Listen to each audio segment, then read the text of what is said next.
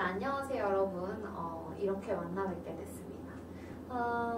제가 이제 시간이 촉박하다 보니까 영상으로 올린다고 했고 그랬는데 이렇게 찍어서 올려드려야 조금이라도 더 이해할 수 있을 것 같아서 이렇게 화면에 등장을 하게 됐습니다.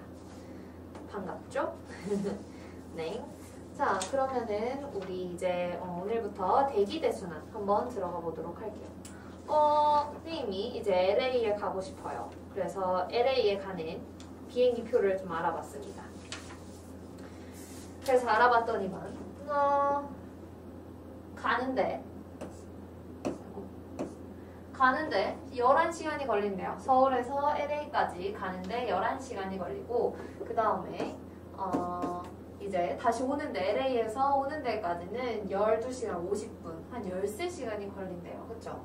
그러면 왜 이렇게 차이가 날까요? 비행기가 뭐 갈 때는 아저씨가 빨리 가주시고 올 때는 느리게 오주시나 그런 것도 아닐 거고 왜 이런 차이가 나는지는 한번 오늘 공부해보면서 알아보도록 합시다.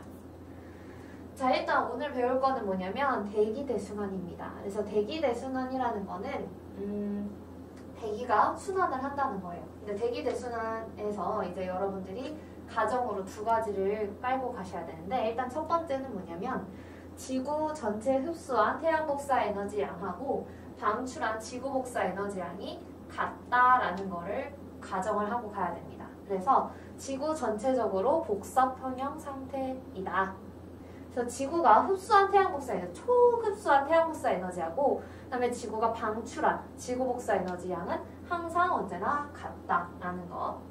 그런데 두 번째 가정이 있습니다. 두 번째는 뭐냐면 위도별로 남중고도가 달라서 지표에 도달하는 태양 복사 에너지 양은 다르대요. 뭐? 같다면서요? 지구 전체를 봤을 땐 같은데 위도별로는 조금씩 다르대요. 어떻게 다른지 한번 볼게요. 자, 햇빛이 이렇게 들어옵니다. 그러면 적도지방 쪽에 있는 여기 다 위치하는 이 부분에서는 태양빛이 이렇게 직방으로 다 지역에 햇빛이 막 들어오죠. 많이 들어와요. 근데 반면에 가 지역 같은 경우에는 햇빛이 굉장히 적게 들어오는 걸 볼 수 있습니다. 왜 이럴까요? 이유는 바로 지구가 구형이기 때문이에요. 만약에 지구가 네모였다면 지구가 이렇게 생겼었더라면 태양이 이렇게 들어왔겠죠?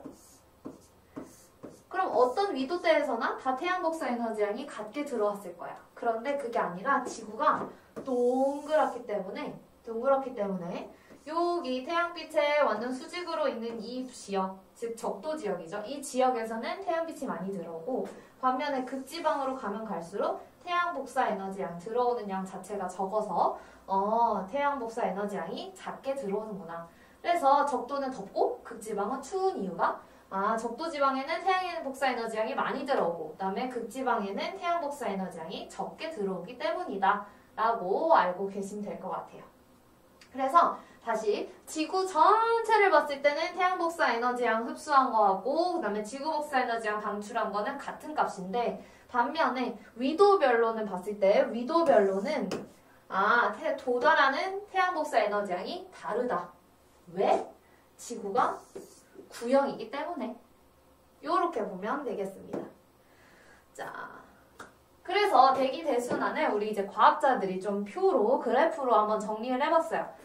그래서 적도지방을 보니까 태양 복사 에너지 양이 굉장히 많고 지구 복사 에너지 방출량은 굉장히 적은 거. 그러니까 태양 복사 에너지 양하고 지구 복사 에너지 양의 비교를 하면 태양 복사 에너지 입사량이 훨씬 더 크고 그리고 지구 복사 에너지 방출량이 적은 거를 볼 수 있습니다. 적도지방에서는.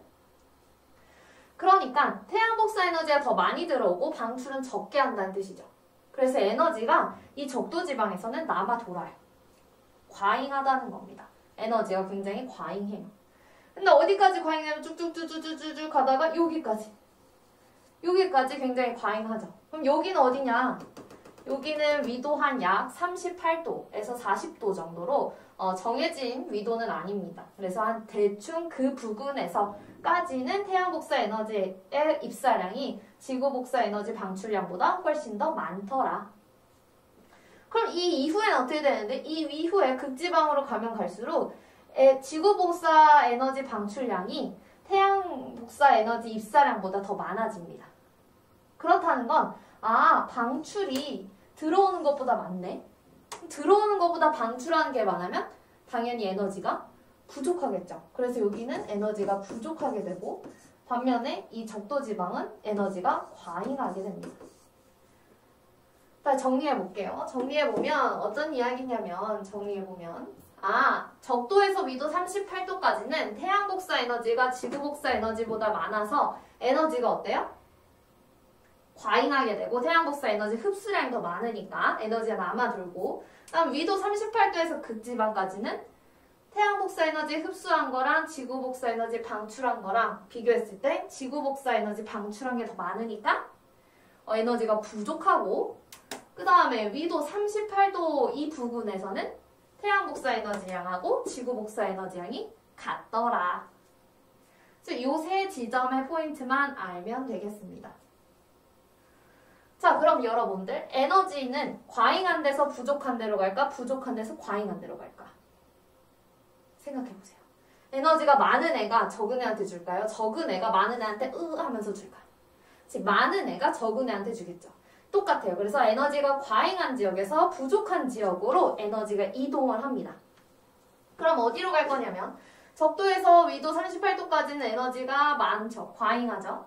반면에 위도 38도에서 극지방은 에너지가 부족합니다. 그러니까 과잉한 데서 부족한 데로 이동을 할 거야.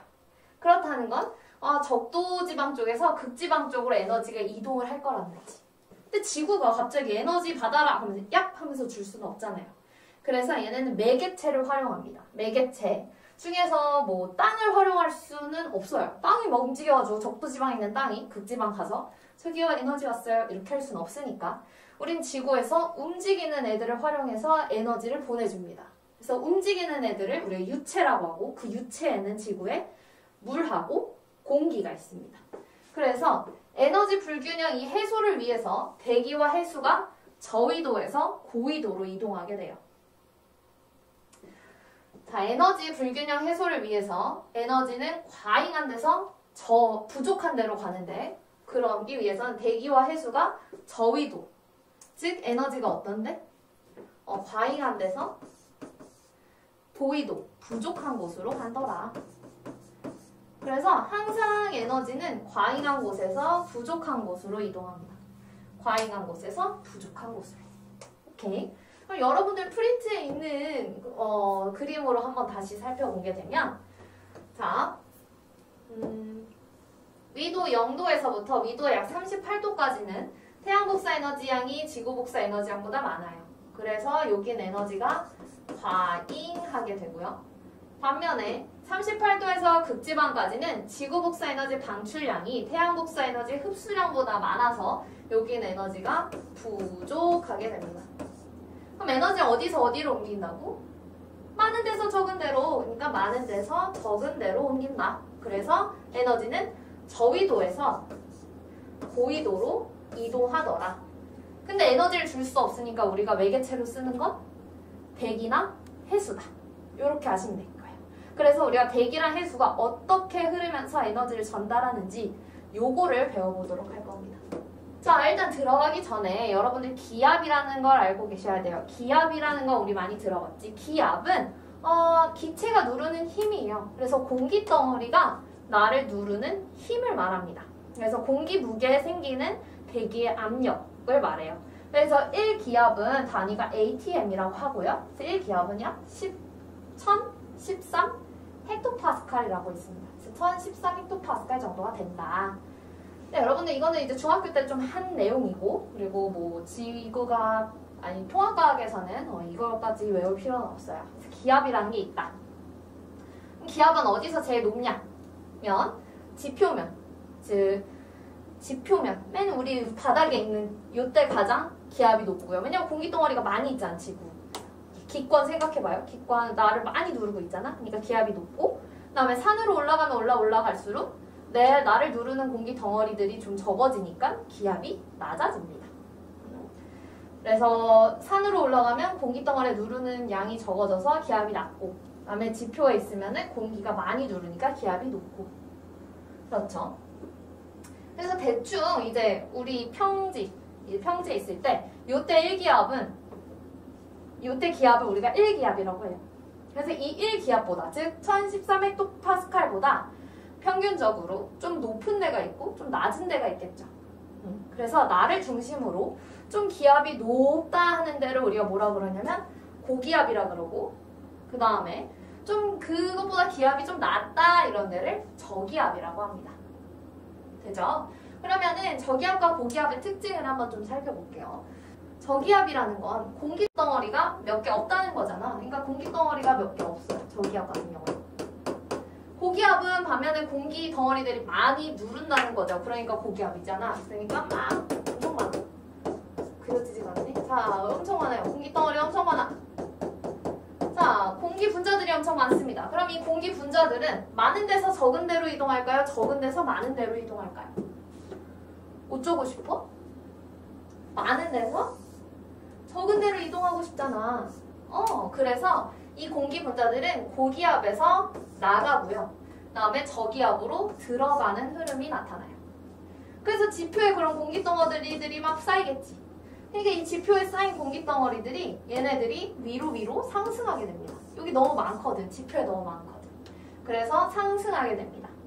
이렇게 상승을 하면 공기덩어리가 갑자기 나는 올라가고 싶지 않은데 올라가 버리게 되면 얘네들이 응결이라는 게 되면서 구름이 만들어져요.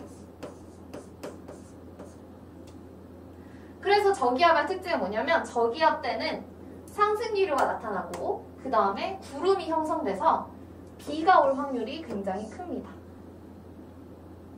그 다음 고기압 같은 경우에는 고기압은 바람이 불어 나가기 때문에 나가서 지표에 공기가 없어. 그러니까 어떻게? 위에서 가져오죠. 그래서 고기압에서는 하강 기류가 나타나고 하강 기류가 나타나면 응결되기가 어렵습니다. 그래서 응결이 되지 않아서 굉장히 맑은 날씨가 보여집니다. 그래서 여러분들이 기억해야 되는 건 저기압에서 상승 기류가 나타나고 그 다음에 비가 오더라.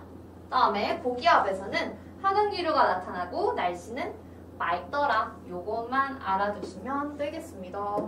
대기 대순환이라는 거는 그래서 위도에 따른 태양 복사 에너지 양과 지구 복사 에너지 양 차이에 의해서 비롯된 지표, 불균 등 가열에 의한 열 대류 운동이에요. 열 대류? 그럼 핫한 거는 위로 가고 콜드한 거는 아래로 가는 그런 또 대류가 일어난다는 거겠죠. 그래서 이런 헤들리라는 사람이 있었습니다. 그래서 이 헤들리라는 사람이 처음에 생각을 하는 거죠. 아, 그러면 이거네. 적도에서 태양 에너지 많이 받는다며. 태양 복사 에너지 양이 지구 복사 에너지 양보다 많다며. 그러니까 당연히 태양 많이 받으니까 적도에서 핫하겠네? 그럼 공기들이 핫해지니까 이 핫한 공기들 어디로 가고 싶어요? 저 위로 가고 싶다. 그러면은 위로 가겠네. 제가 이제부터 위로 가겠네라는 말을 많이 할 건데 위라는 건 어디냐면 이 위는 바로 대류권 계면이에요. 어딘지 알죠? 대류권과 성층권 사이 대류권 계면 약 11km 정도 됩니다. 그래서 적도 지방에는 핫해. 공기들이 핫하니까 얘네들이 위로 올라가고 싶어. 그래서 위로 올라가서 대류권 계면까지 올라갑니다.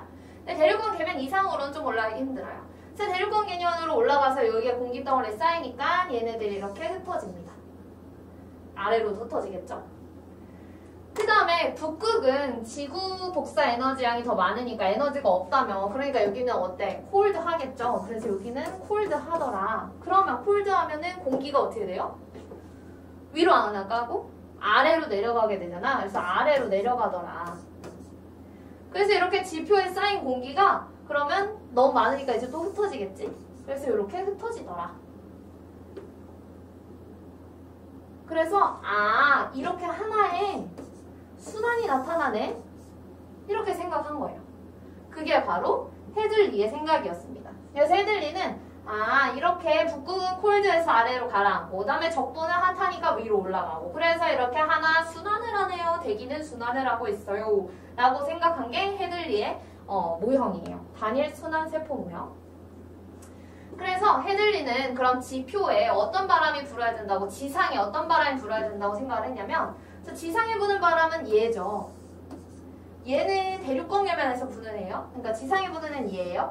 그러니까 북쪽에서 남쪽으로 부는 거죠. 그러니까 북풍입니다. 그래서 북풍이 불다. 그래서 지상에서는 북풍이 불더라. 남반구에서는 북반구에서는 북풍이 불더라라고 이야기를 합니다. 그래서 북반구에서는 북풍이 불고 남반구에서는 남풍이 불더라라고 이제 헤들리가 주장을 했어요. 그래서 이렇게 100년을 삽니다. 100년을 살다가 세계 2차 대전이 터져요. 세계 2차 대전이 발발하면서 이제 사람들은 제트 미사일 이런 걸 보내고 갔던 거야. 그러니까 바람을 잘 타고 가야겠죠. 그래서 바람을 잘 타고 가야 되는데 헤들리가 그랬잖아. 북반구에선 북풍 분다고. 그래서 북풍에 반하는 힘을 갖고 이제 제트에 날려봤는데 이게 안 맞다라는 거죠. 맞지 않더라. 헤들리, what's happened? 그래서 이제 단일 세포 순환 모형이 있었는데 야, 안 맞잖아. 헤들리야, 너 뭐 하는 거야? 그랬더니 이제 헤들리님이 죽고 무덤 앞에서 얘기를 한 거죠. 그래서 사람들이 생각을 합니다. 그러다가 이제 페렐이라는 사람이 이분이에요. 이 아저씨. 지구 돌리고 있는 아저씨. 그래서 페렐이라는 사람이 지구는 자전하잖아 라는 걸 깨닫습니다. 지구 자전하는 거 보이죠? 지구는 자전하잖아. 지구 자전하는 거를 헤들리가 좀 간과했다는 거죠. 그러면 자전하는 게 뭐가? 왜 어때서? 자전하면은 한 개의 힘이 더 생겨요. 그 힘을 우리가 이제부터 뭐라 그럴 거냐면 전향력이라고 할 겁니다. 전향력. 전향력이라는 거는 방향을 전환해주는 힘이에요. 그러니까 어떤 힘이에요. 지구 자전을 하면서 어떤 힘이 생긴다는 거예요. 이건 실존하는 힘은 아니고 어쨌든 가상의 힘이지만 어쨌든 지구가 자전하면서 생기는 힘을 말합니다. 그래서 자전하는 지구에서 운동하는 물체에 나타나는 가상의 힘을 이야기하고요. 그다음에 통합과학 수준에서 여러분들은 그냥 요 말을 좀 외우면 될 것 같아요. 얘의 원리를 정말로 알고 싶다. 심화해서 나는 완벽히 알고 싶다 하시는 분들은 저한테 이제 자습할 때 저한테 오시면 제가 상세히 알려드리겠지만 그렇게까지는 필요 없다. 그래서 여러분들이 어떤 것만 알면 되냐면 북반구에서 물체 운동 방향의 오른쪽으로, 그다음 남반구에서는 왼쪽으로 작용한다만 알고 계시면 돼요. 이게 무슨 말이냐면 북반구에서는 물체가 만약에 이렇게 운동을 해요. 그럼 얘가 전향력 때문에 방향이 바뀐다는 거야. 방향이 어떻게 바뀌냐면 진행 방향에 오른쪽으로 이렇게 휜다는 거죠. 이유는 지구가 자전하기 때문에. 다시 북반구에서 만약에 이렇게 간다면 얘는 지구가 자전하기 때문에 살짝 오른쪽으로 이렇게 휜다는 겁니다. 그러니까 이 말이에요. 내가 일본에 사는 친구한테 초콜릿을 하나 던지려고 해요. 그래서 일본 사는 친구가 저기 있으니까 나는 초콜릿을 이렇게 던지면 이 초콜릿은 오른쪽으로 휘어서 저쪽으로 간다는 거죠. 그러니까 내 친구는 여기 있는데 엄한 사람이 받게 되니까 내 친구한테 초콜릿을 던지려면 요렇게 던져야 초콜릿이 후 휘어가지고 내 친구한테 가겠죠. 이게 바로 전향력입니다. 그래서 남반구에서는 반대로 왼쪽으로 작용해요. 그래서 남반구에서는 진행 방향이 이렇게 돼 있으면 왼쪽으로 작용하니까 요렇게 휘겠죠. 이렇게 돼 있으면 왼쪽으로 되니까 이런 식으로 휠 겁니다. 그래서 전향력의 방향만 여러분들이 꼭 기억을 해주면 되겠어요. 그래서 북반구에서는 오른쪽, 남반구에서는 왼쪽이다. 요것만 기억을 꼭 해주시면 되겠습니다. 자, 이제 그림으로 한번 나타내 보도록 하겠습니다. 자, 일단 처음에 페렐이 이제 헤들리 순환하고 거의 일치해요, 모형이. 자, 어떻게 일치하냐면 적도 지방에는 태양 복사 에너지 양이 더 많기 때문에 여기가 훨씬 더 에너지가 많이 오고 그래서 공기들이 굉장히 핫합니다. 공기들이 핫해요. 그래서 공기들이 핫하기 때문에 어떻게 되냐면 얘네들이 올라가고 싶어 하죠. 핫하면 올라가고 싶잖아. 그래서 올라가고 싶어 합니다.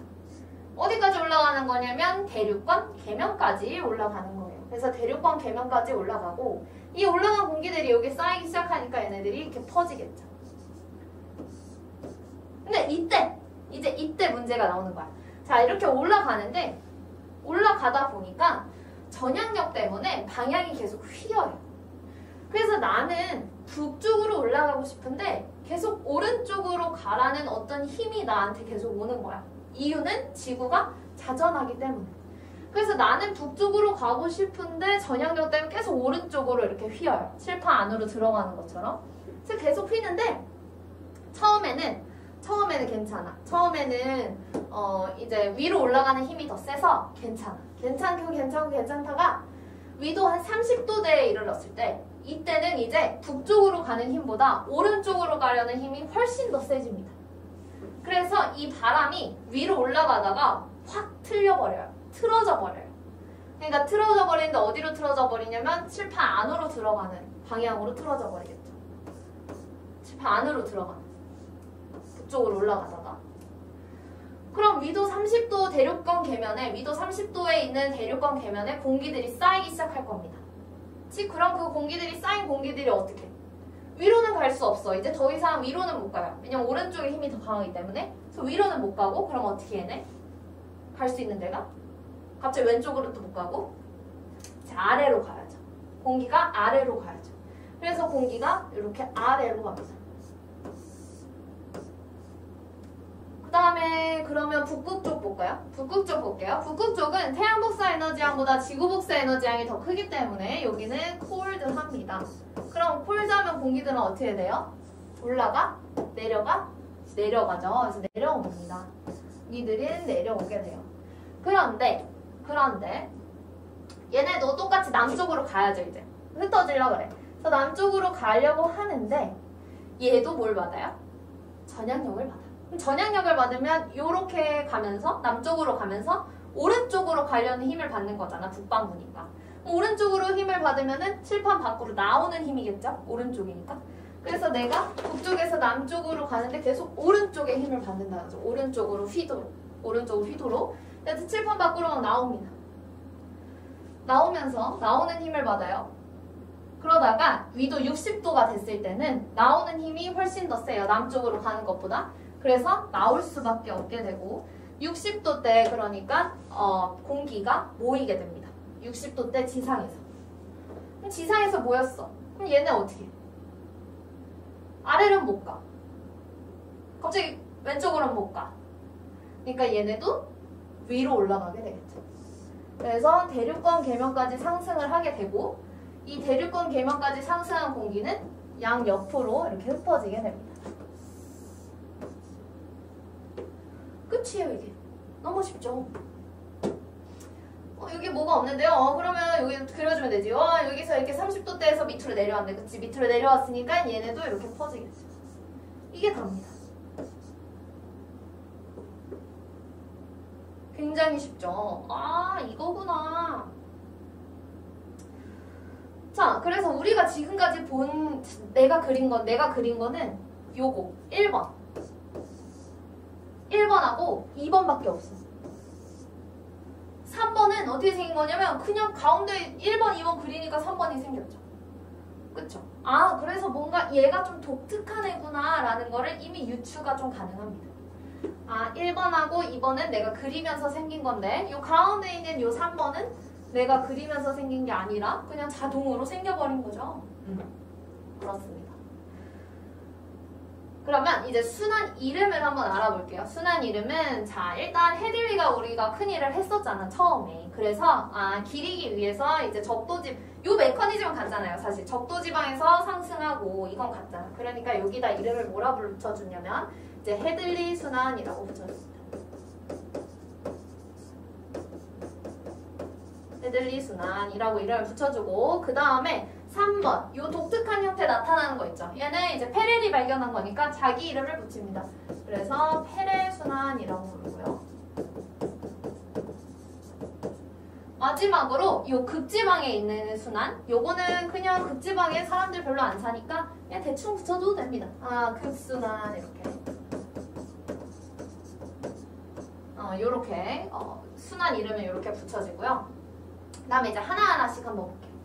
자, 헤들리 순환 먼저 볼게요. 헤들리 순환 같은 경우에는 적도에서 상승 기류가 일어납니다. 그쵸? 적도에서 상승 기류가 일어난다는 건 고기압대예요? 저기압대예요? 다시 저기압은 공기가 적고 고기압은 공기가 많아요. 공기가 많고 저기압은 적어. 그래서 공기가 많은 데서 적은 데로 이동합니다. 그러니까 여기에 공기가 많아지고 그래서 저기압에서 상승기류, 고기압에서는 하강기류 이렇게 나타납니다. 라는 거잖아요. 그러면은 적도지방에서 상승기류가 나타나니까 여기는 저기압, 고기압? 그렇지. 저기압대가 됩니다. 그래서 적도에 저압대가 형성됩니다. 적도에 저압대. 반면에 위도 30도 때 봅시다. 위도 30도 때는 하강하고 있네. 그치? 그럼 하강기류가 발생하니까 뭐가 나타나요? 30도 때에서는 고기압이 나타나겠더라. 근데 30도에서 무조건 항상 고기압이라는 게 아니라 고기압 대를 이룬다라는 거죠. 개별적 나라로 들어가 보면 고기압도 있고 저기압도 있겠지만 어쨌든 32도, 30도 때는 주로 고기압대다. 그러면 저기압대, 고기압대 있으니까 어디에 비가 더 많이 올까요? 저기압대에 당연히 구름이 생기고 비가 더 많이 오겠죠. 그렇구나. 그래서 영도에서는 좀 비가 많이 오겠구나. 반면에 30도 때는 어때? 고기압이니까 맑죠. 그래서 비가 잘 안 오겠구나. 이렇게 알고 계시면 돼요. 그 다음에 그러면은 여기 봅시다. 자, 극순환 볼게요. 극순환은 북극에서 지금 콜드해가지고 하강기류 생겼잖아요. 그럼 하강기류 생겼으니까 이 하강기류는 고기압, 저기압? 지금 고기압이죠. 그래서 날씨가 맑을 거고요. 그 다음에 60도 때는 상승기류 있으니까 여기는 지금 저기압입니다. 그래서 여기는 뭐가 올까요, 그럼? 지금 비가 올 겁니다. 그래서 비가 오겠다 라는 거. 구름이 생기고 비가 자주 오겠다. 좋아요. 그러면은 이제 지상에 부는 바람을 한번 볼게요. 지상에 부는 바람. 자, 영도에서 30도 때 지상에 부는 바람은 바로 요 바람입니다. 요거. 얘를 그려볼게요. 얘는 요렇게 되죠. 근데 지상에 부는 바람도 뭘 받냐면 전향역을 받아요. 그러면 전향역을 받으니까 1번, 그 다음에 2번. 어디로 휠까요? 오른쪽이니까 1번으로 휘겠죠. 그래서 바람이 어떻게 부냐면 이렇게 붑니다. 그래서 얘를 타고 옛날에 무역을 했어요. 인도 무역. 그래서 얘를 무역풍이라고 부르고 북동쪽에서 불어오니까 북동 무역풍이라고 불러요. 북동은 생략해도 되고 무역풍. 반면에 위도 30도에서 60도 지역은 요 어떻게 보러? 요로 위로 이렇게 보네요. 남쪽에서 북쪽으로. 그럼 이렇게인데 얘도 전향력을 받아서 오른쪽으로 휘잖아? 그러니까 요렇게 휘겠죠. 얘가 그 유명한 우리나라에 영향을 주는 편서풍입니다. 마지막으로 극지방에서는 요렇게 북에서부터 남으로 오는 지표면에 북에서 남으로 부는 바람이 불 건데 얘도 오른쪽으로 휘어지니까 요렇게 불 거고 얘를 뭐라 그러냐면 극에서 부는 동풍이다. 그래서 극동풍이라고 부를 거예요.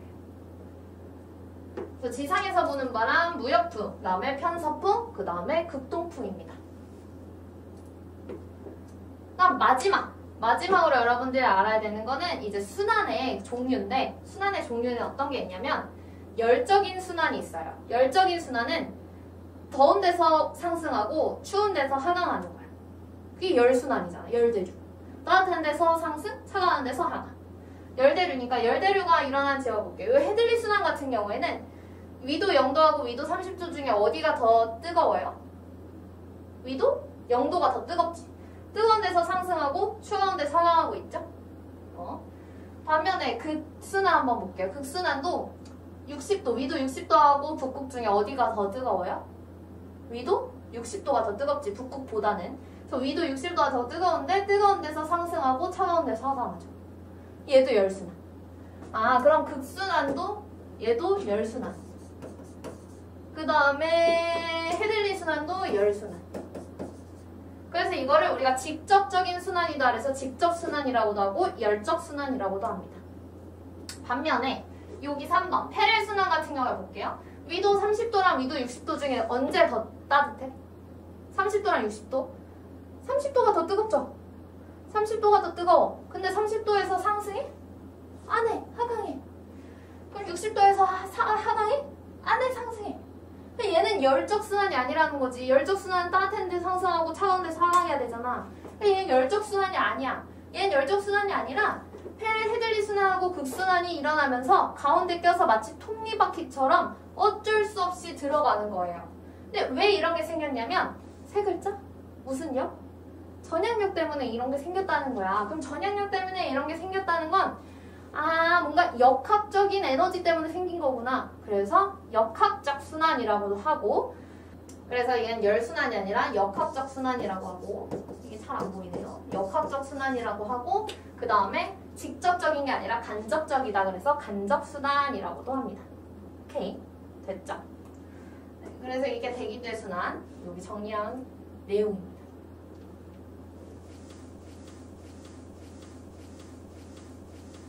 오케이. 자, 그래서 대기대순환 모형을 다시 해보면은, 지구자전에 의한 전향력 영향으로 북반구와 남반구에 각각 3개의 순환세포 형성되고요. 자, 헤들리 순환, 페렐 순환, 극순환 이렇게 3개가 형성이 됩니다. 그래서 헤들리 순환 같은 데서는 적도에서 위더 30도까지 직접 열적 순환이고요. 그 다음에 지상에서는 무역풍이. 그리고 페렐 순환은 이렇게, 그 다음에 극순환은 이렇게 정리된다. 이런 내용입니다.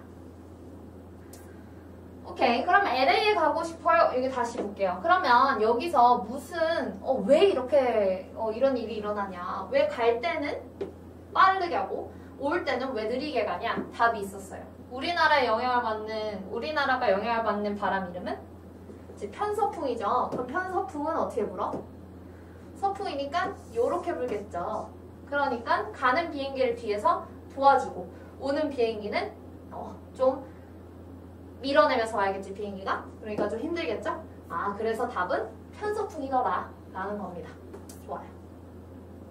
다음 표층순환은 뭐냐면 대기가 움직여요. 바람이 불어요. 지금 바람이 불면서 밑에 있는 물이 같이 움직이는 걸 우리 표층순환이라고 합니다. 물, 즉 바다죠.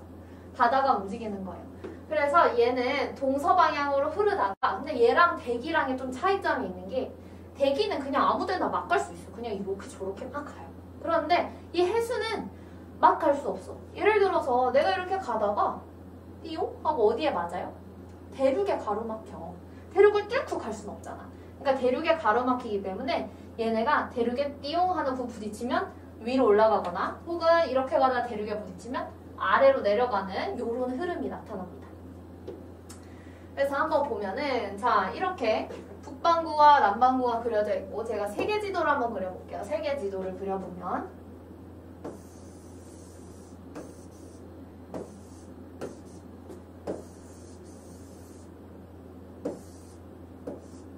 자, 세계 지도입니다. 여기가 이렇게 적도고요. 그 다음에 여기가 위도 30도, 그 다음 위도 60도, 그 다음 위도 30도, 그 다음에 위도 60도, 이렇게 있어요. 이렇게 있을 때 이제 여기가 아시아고, 여기가 아프리카, 그 다음에 여기가 그래서 태평양이 되고요. 그 다음에 북아메리카, 남아메리카, 그래서 여기가 대서양이 이렇게 됩니다. 이해되죠? 이 그림? 그래서 한번 볼게요. 자, 0도에서 30도까지는 북동 무역풍이 흐릅니다. 그래서 북동 무역풍이 이 바다에 영향을 주게 돼요, 바로. 근데 얘도 또 바다에 영향을 주면서 무슨 힘을 받냐면 전향력을 또 받아. 그러니까 이 북동 무역풍이 또 오른쪽으로 휘는 거죠. 그래서 또 오른쪽으로 휘면 이렇게 휘는 거지. 그래서 위도 0도에서 30도까지 물이 어떻게 흐르냐면 이렇게 흐르게 됩니다. 반면에 남동무역풍 볼까? 남동무역풍은 이렇게 되는데, 이렇게 바다 움직이는데, 근데 남반구잖아. 그러니까 왼쪽으로 휘어야겠죠. 그래서 얘가 왼쪽으로 휘어버리니까 이렇게 물이 움직이겠지? 그래서 이렇게 또 움직입니다. 다음에 30도에서 60도 볼게요. 편서풍이 불어요. 편서풍이 부는데 얘가 또 오른쪽으로 휘어 북반구니까, 그러면 이렇게 휘겠죠? 그래서 이렇게. 그 다음 반면에 이제 남반구에서는 이 편서풍이 이렇게 되는데, 얘도 왼쪽으로 휘니까 이렇게 휘겠죠? 그럼 이렇게 휩니다. 근데 제가 그림을 좀 이상하게 그렸지만 사실 여기에는 대륙이 없어요. 위도 남반구 60도에는 대륙이 없어. 30도에서 60도 사이는 대륙이 없고 남극 대륙만 있거든요. 그래서 남극 대륙만 있기 때문에 대륙이 없어서 사실 이렇게 뚫고 들어갑니다. 얘네 나머지 애들은 다 이렇게 대륙에 좀 부딪히는데 이 마지막에 이 남극 쪽을 지나는 얘는 대륙에 부딪히지 않아요. 자, 일단 우리가 알아야 될 곳이 3개의 파트거든. 거기만 해볼게요. 자, 여기 태평양의 여기 파트. 자, 북동무역풍 때문에 생긴 이 바다 흐름이 띵 하고 맞았죠. 그래서 띵 하고 올라갔습니다. 그 다음에 편서풍 때문에 생긴 흐름 때문에 여기로 가다가 또 대륙 맞고 띵. 그 다음에 이쪽 대서양쪽 볼게요. 얘도 이렇게 가다가 대륙 맞고 띵. 그 다음에 가다가 대륙 맞고 띵. 그 다음에 이렇게 가다가 여기 호주 있죠. 호주 맞고 띵. 그 다음에 여기 가는 흐름 있고 거기다가 여기 대륙이 있으니까 여기서 또 올라가는 하나의 방향이 나타나게 됩니다. 그래서 우리는 요거 3개의 순환을 알아둘 거예요. 이렇게 3개. 이름을 한번 알아볼까요? 자, 이름은 적도 북쪽에 있다. 그래서 이렇게 북쪽에 있다. 요 파란색, 그러니까 이렇게 동쪽에서 서쪽으로 가는 애들, 얘네를 우리가 북적도 해류라고 합니다. 북적도 해류. 또 해류. 여기엔 사람들이 좀 북적북적 살아요. 그 다음에 아래 영도에서 30도. 여기는 적도의 남쪽이잖아. 그러니까 얘는 북적도 했으니까 얘는 뭐겠어? 이름이. 남적도 해류예요. 그럼 얘도 북적도 해류. 그러니까 영도에서 30도 때 다 이 지나가는 애들은 다 북적도 해류. 그 다음에 영도에서 남반구 30도 때 지나는 요 해류들은 다 남적도 해류. 그 다음에 북적도 해류 말고 여기 태평양, 북태평양 위쪽에 흐르는 이 해류, 편서풍 때문에 흐르는 거죠. 얘는 바로 북태평양 해류고요. 반면에 이제 대서양, 북쪽에 흐르는 해류는 얘는 이름이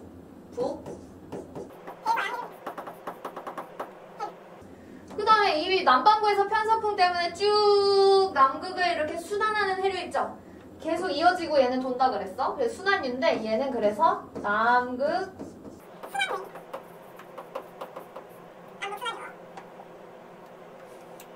그 다음에 이제 북적도 해류죠. 북적도 해류에서 여기 이렇게 동아시아 쪽을 맞고 이렇게 위로 올라가는 해류입니다. 여기는 이제 우리나라가 이렇게 있어요. 우리나라 있고 우리나라 옆에는 일본 있죠. 그래서 여기는 약간 검은 소금의 바다라 그래서 쿠로시오라고 붙였습니다. 그래서 쿠로시오 해류가 돼요. 그래서 쿠로시오 해류가 이렇게 지나가고요. 그 다음에 이렇게 내려가는 애들이 있어요. 여기 캘리포니아가 있습니다. 그래서 여기는 캘리포니아 해류고요. 그 다음에 요쪽에 이제 미국 사이에 있는 멕시코라는 나라가 있어요. 근데 멕시코에 만이 있거든요. 이렇게 튀어나온 데를 만이라고 그러지. 이렇게 들어가는 고지라고 그러고. 그래서 만 밖에 흐르는 해류다. 그래서 멕시코 만류라고 합니다. 그 다음에 이쪽 유럽 지역을 지나는 해류가 하나 있는데 여기에 도시 이름 중에 하나예요. 우리 1박 2일 같은 거 보면은 아메리카노랑 까나리 액젓이랑 막 이렇게 먹죠. 그 까나리 액젓. 그게 나오는 곳은 아니고 근데 거의 이름이 비슷해서 카나리아 해류입니다. 카나리아 해류. 그래서 카나리아 해류가 여기 있고요. 그 다음에 남적도 해류가 흐르고 그리고 여기 오스트레일리아, 호주 동쪽을 맞고 흐른다 그래서 여기는 동오스트레일리아 해류. 그 다음에 남극 순환류 맞고 그 다음에 이쪽에 이제 페루가 있어요. 그래서 페루 해류라고 합니다. 쉽죠? 그래서 외울 거는 딱히 그렇게 크게 없어요. 자, 해류가 지나가는데 이 해류는 왜 생기냐? 바람 때문에 생긴다. 그래서 바람에 전향력을 한 번씩 딱딱딱 때리면은 해류가 생기고 그 해류는 대기랑 좀 다른 게 대륙 때문에 남북 방향이 생긴다. 그래서 파란색으로 제가 표시한 거는 동서 방향의 흐름이고요. 얘는 뭐 때문에 생긴 거야? 대기대순환 때문에 생긴 거, 바람 때문에 생긴 거고 빨간색은 뭐예요? 빨간색은 대륙 때문에 생긴 거잖아. 남북 방향의 순환, 대륙 때문에 생긴 거니까 얘는 대륙 때문에 형성된 거다. 이렇게 생각하면 되겠습니다.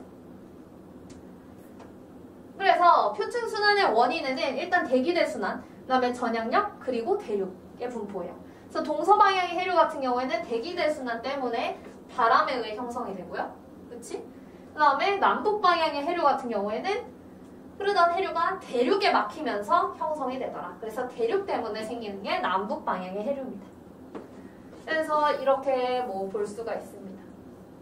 그래서 뭐 북적도 해류, 쿠르시오 해류, 북태평양 해류, 캘리포니아 해류. 다음에 여기 북적도 해류, 계속 북적도 해류예요. 북적도 해류, 멕시코 만류, 그다음 북대서양 해류, 그다음에 카나리아 해류. 그다음에 남적도 해류, 동오스트레일리아 해류, 그다음에 남극 순환류, 그다음에 페루 해류. 그래서 남동서 방향은 대기대순환 때문에, 남북 방향은 대륙 때문에 형성되더라. 근데 여기서 우리가 에너지 전달하는 게 제일 중요한 거라고 했잖아. 그럼 에너지를 전달하는 애들은 뭐냐면 남북 방향으로 흐르는 해류. 그래서 쿠르시오 해류 같은 애들은 따뜻한 물을, 그치? 따뜻한 물, 저위도에 있는 따뜻한 물을 고위도로 올려 보내줘요. 그래서 고위도가 좀 덜 차갑게 해주는 거고. 반면에 이런 캘리포니아 해류 같은 애들은 얘도 에너지를 수송하는 애인데 얘는 극지방에 있는 너무 차가운 물을 적도로 좀 보내주면서 적도가 너무 뜨겁지 않게 해줍니다. 그렇게 에너지를 수송하는 거예요. 그러니까 동서방향의 해류보다는 에너지를 수송하는데 관건인 애들은 바로 남북 방향의 해류더라. 그래서 이 남북 방향의 해류를 두 가지로 나눌 수 있습니다. 이렇게 쿠르시오 해류처럼 저위도에서 고위도로 이동하는 애 하나, 그 다음에 고위도에서 저위도로 이동하는 애 두 번째. 이렇게 나눌 수가 있어요. 그래서 쿠르시오 해류 같은 경우는 따뜻한 애를 운반하는 거잖아. 그래서 얘를 뭐라 그러냐면 난류라고 합니다. 난류의 정의는 뭐냐면 따뜻한 물이 아니고 난류는 저위도에 있는 따뜻한 물을 고위도로 올려주는 애들을 난류라고 해요. 반면에 캘리포니아 해류 같은 경우에는 고위도에 있는 찬물을 저위도로 내려주는 거기 때문에 얘를 바로 한류라고 합니다. 한류스타 이런 거 아니고 한류. 그래서 한류 이렇게 말합니다. 그래서 난류와 한류를 한번 볼게요. 그렇죠. 이거는 한번 여러분들 영상 보다가 한번 이렇게 눈으로 한번 해보시고 여기는 외워야 돼요. 외우시고. 그래서 난류와 한류입니다. 그래서 한류와 난류를 통해서 지구에서 바람과 함께 위도별 에너지 불균형을 해소시켜요. 그래서 한류는 고위도에서 저위도로 해가지고 열 에너지를 흡수합니다. 그러니까 차가운 물이 따뜻한 데로 가니까 당연히 열 에너지를 흡수하면서 가겠죠. 그다음 난류는 저위도에서 고위도로 흐르니까 열 에너지를 방출하면서 가겠지. 따뜻하니까 차가운 데로 가면서 열 에너지를 주면서 가겠죠. 그래서 난류와 한류는 그냥 따뜻한 물, 그냥 차가운 물이 아니라 얘는 이동 방향에 따라서 나눠집니다. 그래서 한류 같은 경우에는 고위도에서 저위도로 가는 애들이고 난류는 저위도에서 고위도로 가는 애들이에요. 그래서 한류는 대체적으로 수온이 낮습니다. 수온이 낮으니까 찬물이잖아. 그러니까 같은 위도대에서 한류랑 난류를 비교하면 한류의 물이 훨씬 더 차요. 같은 위도대인데도. 그러면 한류의 수온이 낮잖아. 그럼 같은 위도대에서 수온이 낮기 때문에 여기에는 염분이 낮아요. 왜냐면 뜨거운 물하고 찬물이 있어. 그럼 어디에 소금이 더 잘 녹겠어요? 그냥 찬물에 더 소금이 덜 녹겠지. 뜨거운 물에는 소금이 잘 녹고, 그러니까 찬물에 소금이 잘 안 녹으니까 염분이 낮고요. 반면에 난류 같은 경우에는 같은 위도대에서 수온이 좀 높단 말이야. 그러니까 염분이 높겠죠. 밀도는 한류니까 차가워. 그러니까 밀도가 클 거고, 그 다음에 난류는 좀 수온이 높으니까 작을 거고. 그다음 용존 산소량은 이제 용존 기체량으로 봐야 되는데, 용존 기체는요, 기체는 찬물에 많이 녹아요? 따뜻한 물에 많이 녹아요? 고체랑은 다르게 찬물에 더 잘 녹습니다. 그래서 여러분들 여름에 콜라를 마셔야 되는데 콜라를 운동장에 둔 거하고 냉장고에 둔 거하고 어쩔 때 더 탄산이 더 세요? 탄산이 더 센 건 냉장고에 놨을 때잖아. 냉장고에 놨을 때 왜 탄산이 세? 차가운데 기체가 더 많이 녹으니까. 그래서 용존 기체량은 당연히 차가운 데서 더 많고 따뜻한 데서 적습니다. 그럼 영양염은 어떻게 되냐면 영양염은 차가운 데에 많아. 왜냐면 산소도 많고 염분도 낮잖아. 그러니까 얘가 뭐냐면 물고기 밥이에요. 그렇게 생각하면 됩니다. 물고기의 밥. 물고기의 밥이 영양염인데 얘도 생명체거든. 그러니까 염분은 낮고 산소 많은데 잘 살겠지. 반면에 난류는 좀 적어요. 왜냐면 염분이 높아. 짜고 일단. 그리고 용존산은 산소도 없어. 너무 힘든 지역이잖아요. 그래서 영양염이 적습니다. 자, 여기까지가 이제 대기대순환과 표층순환까지 끝난 거고요. 이제는 이제 엘니뇨에 대해서 이야기를 해보려고 합니다. 그래서 이제 엘니뇨에 대해서 얘기를 해보면 평상시 남태평양에서는 어떤 일이 일어나는지 한번 볼게요. 평상시 남태평양에서는 이런 식으로 무역풍이 불고 있습니다. 그쵸? 무역풍이 불어요. 그럼 페루 앞에 있는 이 해수 있죠? 페루 앞에 있는 이 해수가 무역풍을 따라서 움직이게 됩니다. 그럼 페루에 있는 표층해수가 무역풍을 따라서 호주로 이동을 했으니 페루의 표층해수가 비었겠네. 그럼 이거 빈 거 그대로 둘까요? 그대로 두면 어떡해? 안 되잖아. 그러니까 그대로 둘 수 없으니까 어떡할까? 페루 바다 표층해수가 사라졌으니까 페루 아래에 있는 바다 중에 좀 깊은 데서부터 물이 위로 올라오는 거예요. 이걸 우리가 뭐라 그러냐면 용승이라고 합니다. 용승. 그래서 무역풍이 불에 따라서 페루에 있는 표층해수가 여기 호주 쪽으로 갔고 그래서 페루에서는 용승이 일어나더라. 표층해수가 부족하니까. 그래서 부족한 상태로 둘 수는 없잖아요. 그래서 이렇게 평상시 남태평양에서는 용승이 일어납니다. 그럼 용승이 일어나면 아래에 있던 차가운 물이 올라오는 거잖아. 그럼 올라오면은 페루 지역 쪽, 페루 앞바다 쪽에는 좀 찬 물이 많겠죠. 찬물이 많고 반면에 호주 쪽은 여기 있던 표층 해수가 옮겨졌잖아요. 그러니까 따뜻한 물이 많이 있어요. 호주 앞쪽에는 따뜻한 물이 많다. 그래서 평상시에는 호주 쪽은 따뜻한 해수, 그 다음에 페루 쪽은 차가운 해수가 있다. 그러던 어느 날 이제 여러분들 곧 크리스마스잖아요. 이제 페루에는 어부들이 많아요. 어부들이 많은데 그 어부들이 이제 물고기를 잡으면 살고 있었겠죠. 살고 있는데 어느 날 이제 크리스마스였어요. 크리스마스 때 갑자기 물이 좀 따뜻해지는 거야. 물이 따뜻해지더니 물고기가 안 잡혀. 그래서 어부들이 물고기 안 잡히네? 그러면서 쉬게 됐어요. 휴식. 휴가. 그래서 어머 그러면은 이거는 크리스마스니까 예수님이 주신 선물인갑다 해가지고 그럼 나도 휴가를 받았네? 이러면서 이거는 예수님의 선물이다. 그래서 아가 예수를 기리면서 이 현상 자체를 이름을 작은 소년이라는 스페인어 엘니뇨라고 지었습니다. 그래서 엘니뇨는 작은 소년이라는 뜻의 스페인어고요. 왜 이렇게 지었냐면 갑자기 페루의 온도가 바닷물의 온도가 높아진 거야. 그래서 어업을 할 수가 없게 됐고 그 가족들이랑 즐거운 메리 크리스마스를 보냈습니다. 그래서 이건 예수가 준 선물이더라 라고 이야기를 한 거예요. 그래서 엘니뇨라는 건 어떤 현상이냐면 열대 태평양 동쪽 해역, 즉 페루 쪽 해역에 표층 수온이 평년보다 0.4도 이상 높은 상태로 6개월 이상 지속되는 걸 말해요. 그래서 엘니뇨는 뭔가 수온이 높은 상태로 지속되는구나. 그럼 이렇게 살고 있었는데 한 2, 3년 뒤쯤에 평상시보다도 수온이 더 낮아지는 거야. 수온이 높아졌다가 다시 더 낮아졌잖아. 이건 뭔 일이래? 그래서 이거는 엘니뇨의 반대 현상이구나 생각을 하고 그럼 엘니뇨 반대 단어가 뭐가 있지? 얘는 작은 소년이었으니까 소녀를 붙여야겠다. 그래서 라니냐는 소녀라는 뜻의 스페인어 라니냐라고 붙였습니다. 그래서 엘니뇨와 라니냐는 엘니뇨는 동쪽 태평양, 그러니까 페루에서 온도가 높아지는 거. 그 다음에 라니냐는 온도가 낮아지는 거를 의미해요. 그래서 한번 보도록 할게요. 자, 평상시 수온 구조입니다. 그래서 평상시 엘니뇨, 라니냐 때 이렇게 되고요. 여기서 봐야 될 거는 이제 수온 약층이라는 게 나오는데 복습.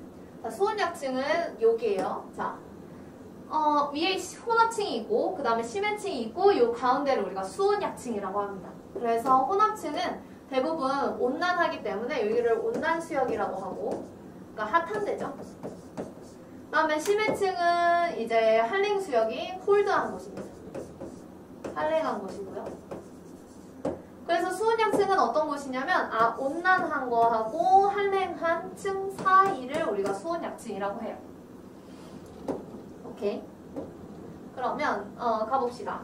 자, 평상시에는 요 페루 쪽에서 용승이 일어나. 왜냐면 무역풍이 있으니까 가서 페루 쪽의 표층의 수들이 사라지면서 용승이 일어나죠. 그래서 용승이 일어나면서 이제 이쪽에 한랭 수역이 이렇게 생기게 됩니다. 그래서 수온약층은 어디에 형성되냐면 여기에 형성이 돼요. 반면에 여기 호주 쪽은 페루에 있는 따뜻한 해수가 다 옮겨가니까 여기에는 온난 수역이 굉장히 두껍게 발달하게 됩니다. 그래서 수온약층이 나타나는 깊이가 좀 깊게 나타나죠. 그런데 엘니뇨는 왜 일어나냐면 페루 앞바다가 차가워지는 거라 했잖아. 왜 갑자기 차가워지냐면 몰라. 이유는 I don't know. 모르지만 그냥 갑자기 무역풍이 약화됩니다.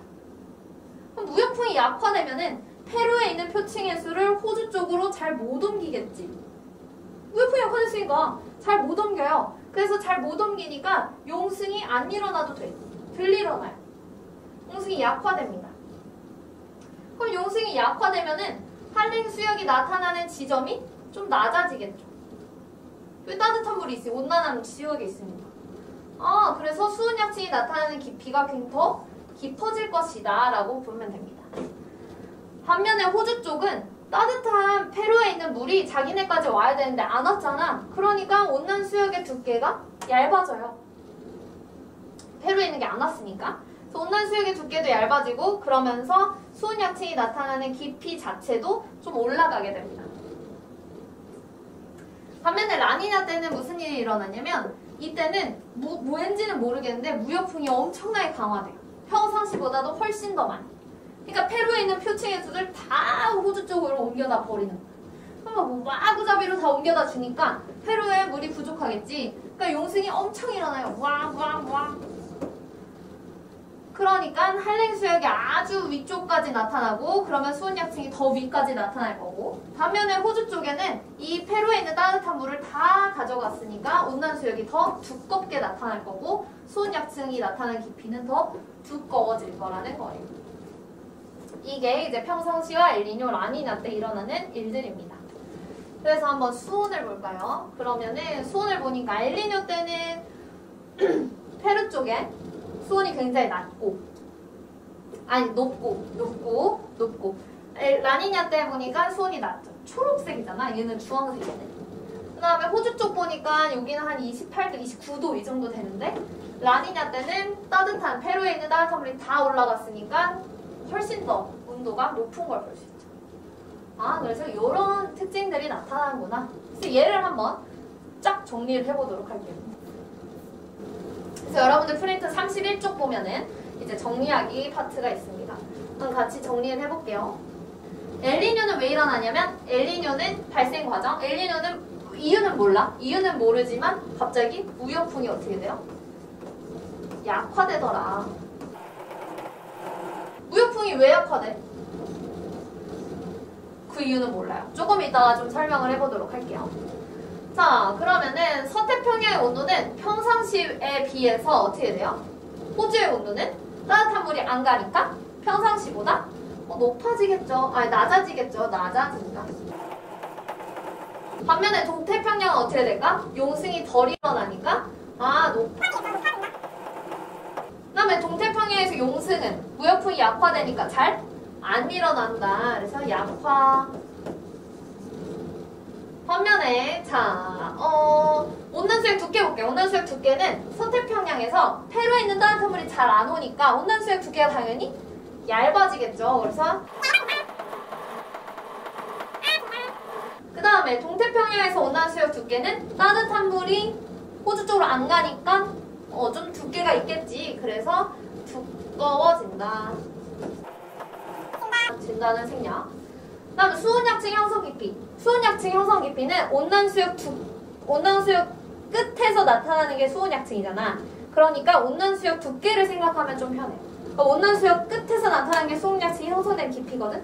그러면 온난수역 두께가 얇아지니까 당연히 수온약층 형성 깊이는 온난수역이 두꺼웠는데 얇아지니까 수온약층이 형성되는 깊이는 얕아지겠지. 그래서 얕아진다.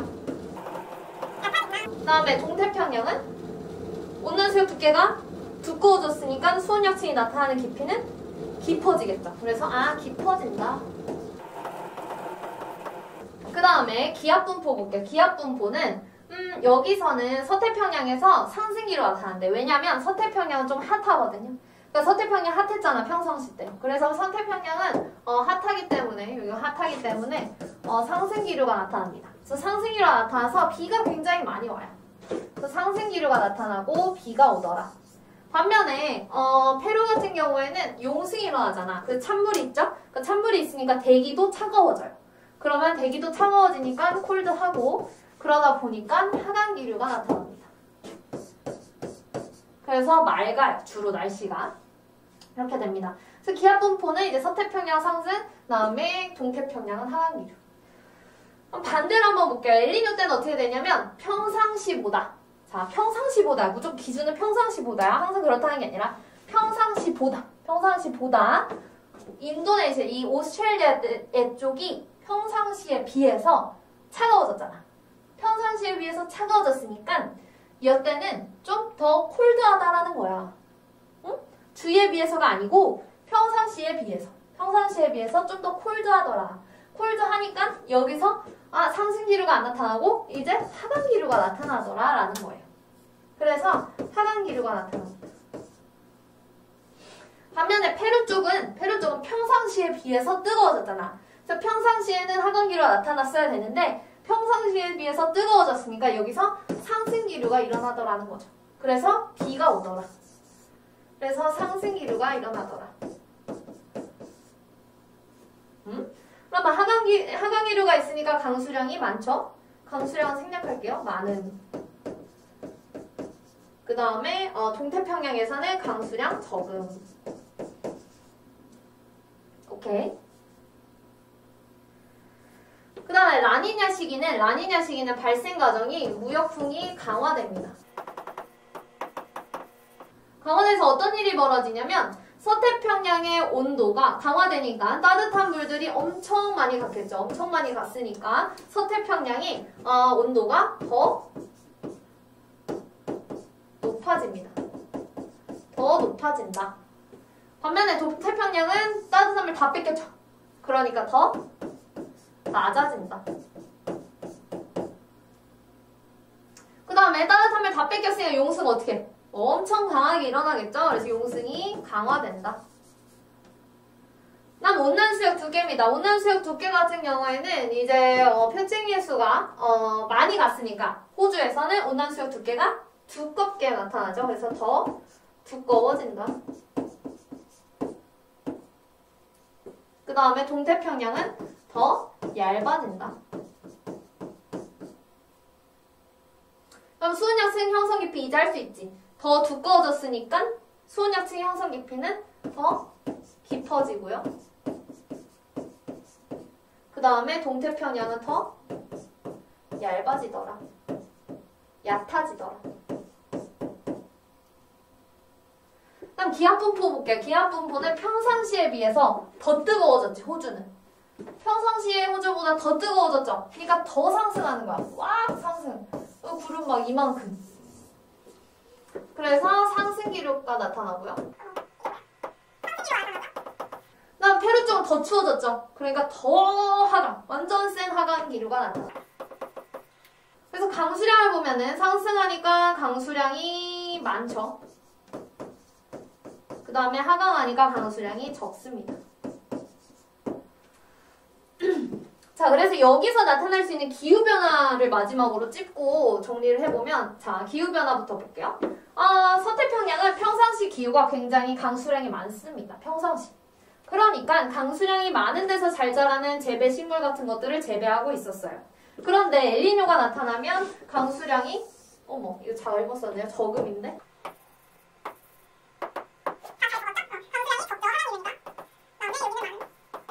그래서 강수량이 많은 데서 잘 자라는 식물들을 키우고 있었는데 갑자기 강수량이 적어져. 그럼 어떡해? 얘네 물이 없잖아. 말라 죽겠죠. 그래서 무슨 붐이 일어나요? 즉 가뭄이 일어납니다. 그래서 여기서 가뭄이 일어나더라. 그 다음에 동태평양 볼게요. 강수량이 적어. 그래서 여기 같은 경우는 배수시설 같은 게 좀 미비했어요. 그런데 갑자기 강수량이 많아지니까 어떻게? 플로어드, 홍수가 일어납니다. 그래서 홍수가 일어나더라. 그 다음에 라니냐가 일어나면 평상시에는 강수량이 많았잖아. 근데 너무 많아. 이 많은 정도가 아니라 너무 많아. 그러니까 이 구름 봐요. 너무 많아. 그러니까 여기도 홍수가 일어나고요. 그 다음에 여기도 원래 적었지만 너무 적잖아. 그래서 가뭄이 일어납니다. 그리고 이렇게 동태평양 용승이 너무 많이 일어나게 되면 우리 바다가 차가워져서 아무 생물들이 살 수 없는 냉해라는 현상이 일어납니다. 그래서 이렇게 용승이 강화됐을 때 이때 냉해가 발생해요. 그래서 엘니뇨와 라니냐는 대기와 해수의 상호작용으로 발생하며 여러 지역에서 가뭄, 홍수, 냉해 같은 기후변화들이 일어나더라. 근데 왜 대기와 해양의 상호작용이냐면 자, 해양학자들이 이렇게 얘기한 겁니다. 야, 봐봐. 무역풍이 약화됐어. 이유는 모르겠어. 근데 무역풍이 약화돼가지고 해수의 온도가 변했잖아. 그래서 이렇게 해수에서 변화가 일어나는 거야. 라고 해양학자들이 주장을 했고요. 반면에 대기학자들은 아니야. 봐봐. 해수가 온도가 변한 거야.